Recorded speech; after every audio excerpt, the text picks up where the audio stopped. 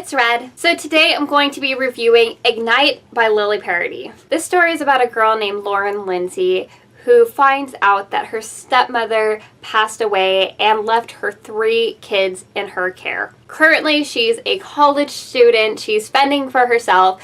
Her family's dysfunctional and broken, and she pretty much feels like the last person that's able to take care of 3 kids when she can barely take care of herself. And she sort of has to decide between the life that she's been planning for the last few years or to change everything and have a life she didn't even know she was capable of having. I rated this book 4.5 mermaids out of 5. It was amazing. Amazing, amazing, amazing. The character development in this story it's so good. I love a book that helps me really grow attached to not only the main character, but to the characters surrounding her. That's not even a word. That's not a word. But the characters around her. Watching her development as she grows more and more attached to these kids and this family and how they sort of just form this unconventional family. It's really just so touching and amazing, and I was just really emotionally invested in these characters in this story. It was incredible. And of course, we cannot forget the ever handsome Dean. He is a man who lives down the street taking care of his teenage sister, who seems to know more about Lauren's family than she does. I really enjoy the dynamics of their relationship, or the building of their connection and relationship, because they both have a hell of a lot going on in their lives, and it does take its toll. They have to both deal with the walls that they put up from their own personal life issues and try to get past that so they can give themselves a chance. And it's really interesting to me. I really enjoyed it because that aspect was a little bit more realistic. A few things that I will say about the book, because I feel like it's just not fair for me to only talk about what I loved. There are a few grammatical and spelling errors in this book. However, I cannot entirely blame Lily Parody for this because there's actually a full explanation behind it. I will link the blog post where she explains all of that down below, but basically she just had a horrible experience with the copyright editor who just didn't know what they were doing, and she was left in a position to try and fix so many mistakes last minute. I mean, I can't imagine what it must have looked like, and I realized that this is probably a huge improvement on what they did to her story. So read that because I found it really interesting, and especially if you're an aspiring writer like I am. The point of her posting this is so that nobody else will have to go through the experience that she did. It's really interesting. She was very brave to post it, and I definitely, even if you don't plan on reading this book, I definitely recommend reading that blog post if you are an aspiring writer, because I found it very interesting and helpful, and it's an issue I never would have even considered actually being able to happen. It's just not one of those hurdles that I would anticipate, and now it's something that I know to look out for. So definitely check out that blog post. That being said, even though they are throughout the book, it's not enough to be distracting. It is not enough to ruin the book. It may make you look at it twice once in a while, but it's not enough. Does not happen often enough to ruin the book. And that's coming from me, and I'm actually kind of a grammar Nazi, so if it didn't ruin the book for me, I have a hard time believing it's going to ruin it for you. The other thing that I wanted to comment about this book is there were a couple of little, very minor things that I found just a tad unrealistic. Now, I realize that it's fiction and all of that, so there are certain things that I expect to be realistic and unrealistic, but I feel like there are a few little things that could have been a little bit more realistic. One example that comes to mind, and this is not a spoiler, I absolutely promise this is going to stay a spoiler-free review. Kind of toward the beginning, when she first learns that her stepmother passed away, her uncle Jed asked her to meet him at the hospital. Now, of course, she automatically asks, how did her stepmother die? And he just kind of passes over that question twice and jumps right into the legalities of everything. Now, I realize in this particular instance, legalities are very important. Actually, most legalities are extremely important. However, you usually don't skip over the details of the situation to get there. without there being some sort of crazier plot at work.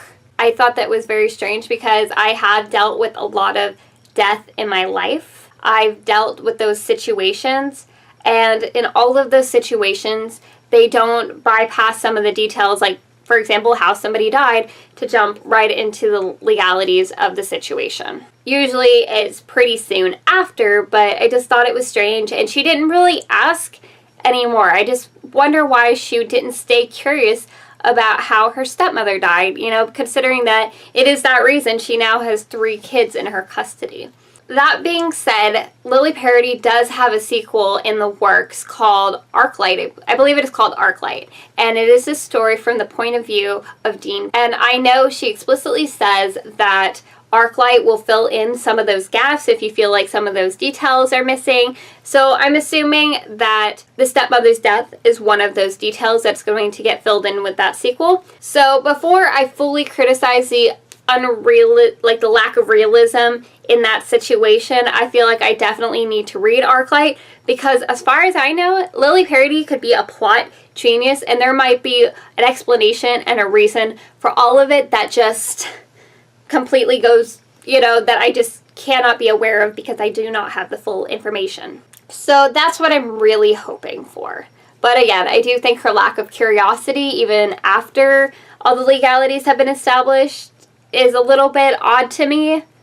But again, this is a very, very, very, very, very minor, I don't know, criticism? Yeah, it's a very, very minor criticism. In no way undermines the book. It no way makes the book any less amazing. It's just, this book is fantastic. The characters, the family itself is worth reading for, because I love a book that can make me that invested in its characters. Now, one thing you should know about me is that to be able to tell when I don't just really enjoy a book, but I absolutely love a book, there are a few telltale signs. One, that I'm thinking about the book when I'm not reading it.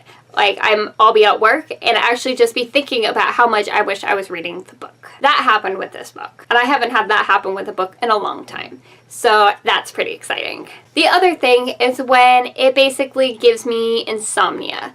It keeps me up. Even when I have work at 5 o'clock in the morning, and I'm up till 1 o'clock reading this book because I just don't want to put it down. I'm just enjoying it so much that I don't even mind that it's sleep depriving me and I have to get up in a couple of hours. So that's another sign that I absolutely loved it. The third sign, which I feel like most people can relate to, the book Hangover. Seriously, all I want to do is read more Lily Parody. That is all I want to do right now. I finished this book a couple of days ago, and I still haven't picked up another book because nothing is Ignite. I just want more. I want more of Lily Parody. I would like more of the story. I wish I had another Lily Parody book to jump right into, because that's what I feel like reading. I am so in love with this book that I just want more. And it's making it impossible for me to pick out another book. I've probably picked up and put down at least 5 books by now, because none of them are this book. So yeah, I'm in a crazy book hangover from this book because I loved it so much. It's actually interfering with my reading life, but in a good way, because this is what I wish all books did to me. The feelings that this book manages to just pull out of my soul and just leave me in this weird after reading funk. I wish all books did this to me, because I like my reading to be an experience, and this book is an experience. So, as if you couldn't guess, am I going to recommend it to you? Hell yeah, I'm going to recommend it to you. And it's not even just like a regular, just fluffy, cheesy, contemporary. It's not like that. It's got heart. It's got soul. You know, it's not just about her and Dean. It's about her growing to love this family and figuring out the dynamics of this new family and trying to sort her issues from her past heartbreaks, her past family traumas. It's so good. This book has substance, and I hope that you guys love it as much as I did, because I'm going to recommend it to you time and time again. Keep a lookout. This is going to start showing up in my tags because I love this book. Thank you, Lily Parody, for writing a book that could do everything I just described, because I was starting to worry that I wasn't going to find a book like that for a while, so thank you. And that is all for this video. I hope you guys get a chance to pick up a copy of this book, because it's wonderful. It's wonderful. I will have more videos up soon, and I'll talk to you guys later.